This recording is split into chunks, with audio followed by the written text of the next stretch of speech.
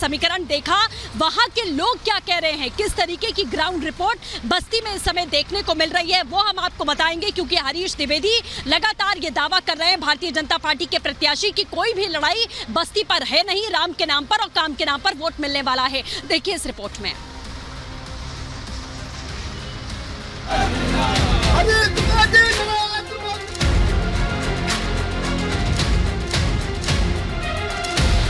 श्री राम की नगरी अयोध्या से महज 75 किलोमीटर दूर ये तस्वीरें हैं उत्तर प्रदेश के बस्ती जिले की। मिशन 80 को पूरा करने के लिए हर सीट पर वहां के प्रत्याशियों ने पूरा जोर लगाया है। मोदी योगी के नाम की माला जपते हुए बस्ती सीट से बीजेपी उम्मीदवार हरीश द्विवेदी लगातार चुनाव प्रचार कर रहे हैं, अपने लोकसभा क्षेत्र के लोगों के बीच पहुंच रहे हैं। बीते 2 बार से इस सीट पर बीजेपी का ही कब्जा है और हरीश द्विवेदी ही यहां से सांसद हैं। बस्ती में इस समय हमारी मौजूदगी है। आपको बस्ती का समीकरण अगर बता दें तो 2084 तक यहाँ पर कांग्रेस पार्टी का राज था, लेकिन आपने देखा कि 91 में राम मंदिर के आंदोलन के बाद से ही यहाँ पर सीधे तौर पर भगवा लहराया, 10 साल तक भगवा लहराया और उसके बाद नीला झंडा यानी कि मायावती का राज यहाँ पर रहा। लेकिन अब आपको बता दें कि पिछले 10 सालों से यहाँ पर भगवा लहराता हुआ नजर आ रहा है। इस बार क्या हैट्रिक लगाने वाले हैं हरीश द्विवेदी, जो कि बीजेपी की पहली पसंद बस्ती से देखे गए हैं या फिर नहीं, वो हम आपको बताएंगे। ये सीट कुर्मी ब्राह्मण राजपूत बहुल्य सीट है। इस सीट पर कभी बसपा का कब्जा था तो सपा के सांसद भी इस सीट से संसद जाते रहे हैं। कुल मिलाकर बस्ती की जनता विकास देखती है और जो उसके मुद्दों पर खरा उतरता है वही दिल्ली में संसद भवन पहुंचता है। बीजेपी सांसद का दावा है कि जो विकास 65 सालों में बस्ती में नहीं हुआ वो बीते 10 सालों में हुआ है। पिछले 10 साल से भगवा लहरा रहा है बस्ती में चारों तरफ, लेकिन सबसे बड़ा सवाल दयाशंकर मिश्र को लेकर भी खड़ा हो रहा है। बस्ती की जनता पिछले 10 सालों में मोदी सरकार के द्वारा जो विकास किया गया, पिछले 7 सालों में जो योगी सरकार के द्वारा विकास किया गया, बस्ती की जनता पूरी तरह से संतुष्ट है और फिर एक बार मोदी सरकार बनाने का संकल्प ले चुकी है। जितना विकास 65 वर्षों में, उससे ज्यादा विकास इन 10 वर्षों में हुआ है मोदी और योगी की सरकार में। हरीश द्विवेदी अपने दावे कर रहे हैं, लेकिन जनता का मूड क्या है उसे भांपने के लिए रिपब्लिक भारत संवाददाता सृष्टि पांडे ने बस्ती की जनता से बात की और बस्ती के रण में उनका मत किसके साथ है ये सीधा सवाल पूछा।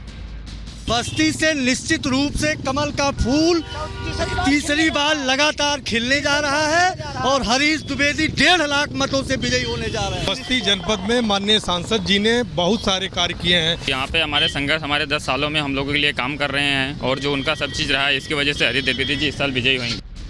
बस्ती में कुछ लोगों से बात कर ये पता चला कि हवा बस्ती में बीजेपी की ही है।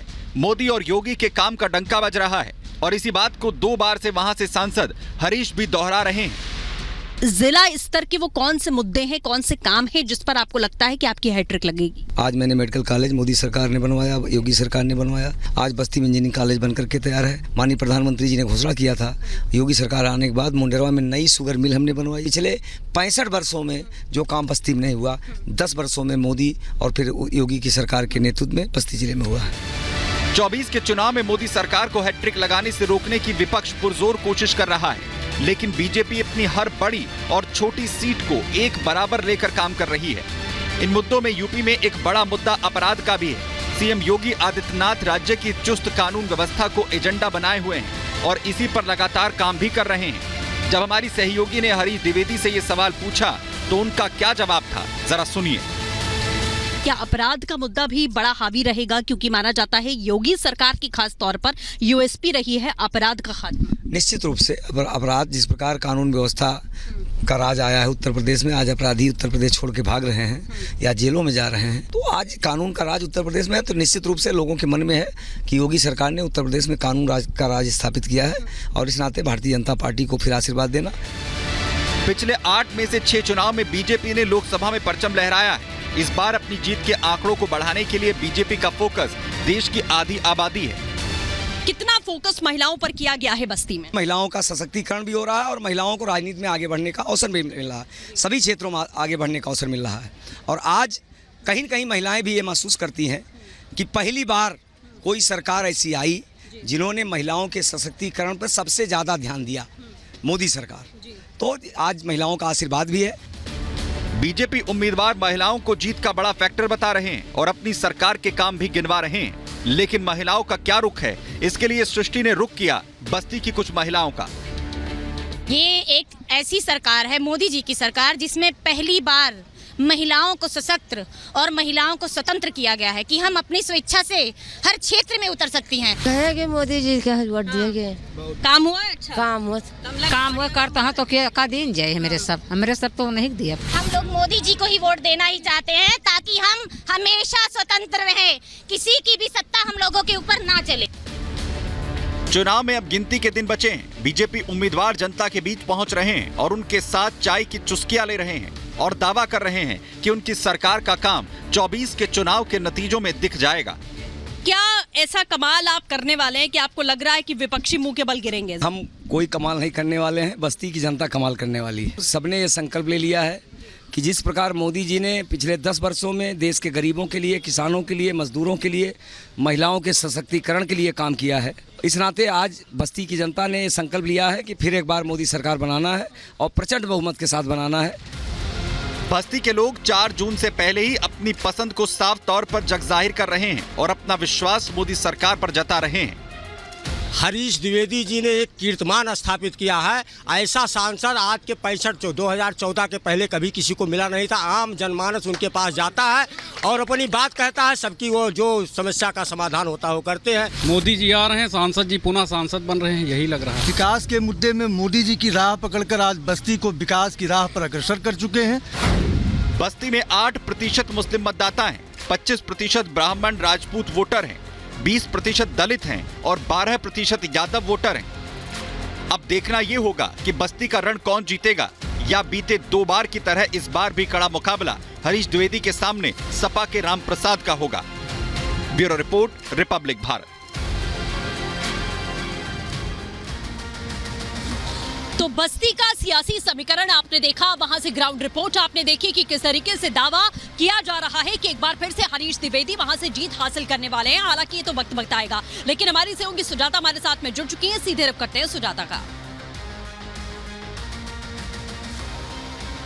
शुक्रिया सृष्टि। मैं इस वक्त हिमाचल प्रदेश में मौजूद हूं और कंगना रनौत लगातार धुआंधार प्रचार कर रहे हैं, जनसंपर्क अभियान चला रही हैं। आज वो जोगिंदरनगर विधानसभा पहुंची थी और अब जोगिंदरनगर से वापस मंडी शहर की तरफ हम हो रहे हैं। लेकिन जो आज आखिरकार कांग्रेस की तरफ से भी प्रत्याशी का ऐलान हो गया है और इसकी वजह से मंडी में जो लड़ाई है वो क्वीन वर्सेस किंग की हो गई है। ये कैसे हुआ ये हम आपको बताते हैं। दरअसल बॉलीवुड की क्वीन यानी कंगना रनौत और राजा वीरभद्र सिंह के बेटे विक्रमादित्य कांग्रेस की तरफ से अब मंडी के उम्मीदवार बना दिए गए हैं। यानी मुकाबला क्वीन वर्सेस किंग का होने वाला है। लेकिन जिस तरह का प्रचार हो रहा है, जिस तरह से कंगना को घेरने की कोशिश हो रही है, इस बीच ये लड़ाई बहुत दिलचस्प हो गई है। पर प्रदेश की जनता, इस इलाके की जनता, मंडी की जनता किसका साथ देने वाली है, इस खास रिपोर्ट में आपको दिखाते हैं।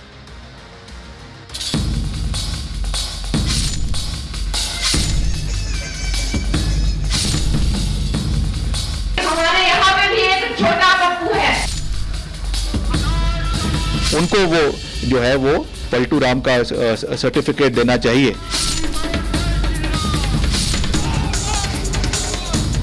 हिमाचल प्रदेश की मंडी लोकसभा सीट पर सियासी पारा हाई है। बीजेपी ने जहां बॉलीवुड क्वीन कंगना को चुनावी मैदान में उतारा है, वहीं कांग्रेस राजा वीरभद्र सिंह के बेटे और हिमाचल सरकार के मंत्री विक्रमादित्य सिंह पर दाव लगाने जा रही है। हिमाचल प्रदेश के मुख्यमंत्री सुखविंदर सिंह सुक्खू और प्रदेश अध्यक्ष प्रतिभा सिंह ने विक्रमादित्य के नाम पर सहमति जता दी। फिलहाल पार्टी आलाकमान विक्रमादित्य के नाम पर आखिरी मोहर लगाएगा।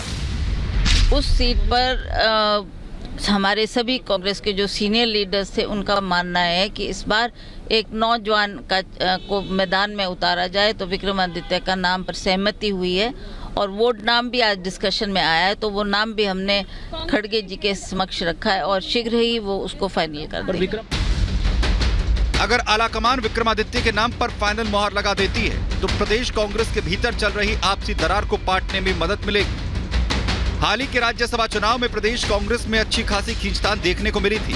क्रॉस वोटिंग के चलते कांग्रेस के अभिषेक मनु सिंघवी को हार का सामना करना पड़ा था। साथ ही बागी विधायकों की वजह से सुक्खू सरकार पर खतरा मंडराने लगा था। विक्रमादित्य को मैदान में उतारकर जहां कांग्रेस आलाकमान राज्य कांग्रेस में चल रही गुटबाजी को कम करने की कोशिश करेगी, वहीं राज्य सरकार को स्थिर बनाए रखने के लिए 1 जून को होने वाले विधानसभा उपचुनाव के सियासी समीकरण भी साधा जाएगा। बात मंडी सीट की करें तो यहां कंगना के आने से कांग्रेस की बौखलाहट सामने आने लगी है। आधिकारिक प्रत्याशी बनाए जाने से पहले ही विक्रमादित्य ने जुबानी जंग शुरू कर दी। उन्होंने कंगना को पलटू राम कहा तो क्वीन ने भी अपने अंदाज में पलटवार किया। एक्सेप्ट किया है कि she has been doing that, she has been consuming that meat. आज उसी को क्लैरिफाई कर रही हैं, अपनी बातों को ही उन पे पलट जा रही हैं। तो हमको सर्टिफिकेट देने से बजाय जयराम जी को अपनी जो उनकी सहपाठी हैं, उनकी सहयोगी है, उनको, उनकी कैंडिडेट है, उनको वो जो है वो पलटू राम का सर्टिफिकेट देना चाहिए। लेकिन हमारे यहाँ पे भी एक छोटा पप्पू है, वो कहता है कि मैं गौ मांस खाती हूँ और उसके पास एक वीडियो है, तो वो वीडियो दिखाता क्यों नहीं है? झूठा और एक नंबर का पलटूबाज है ये छोटा पप्पू। विक्रमादित्य और कंगना के बीच की ये जुबानी जंग यूं ही नहीं है। सूत्रों की माने तो कांग्रेस के सर्वे में विक्रमादित्य को समर्थन मिलने की संभावना है। वो कंगना को कड़ी टक्कर दे सकते हैं। मंडी सीट से प्रतिभा सिंह मौजूदा सांसद हैं और प्रदेश में कांग्रेस की सरकार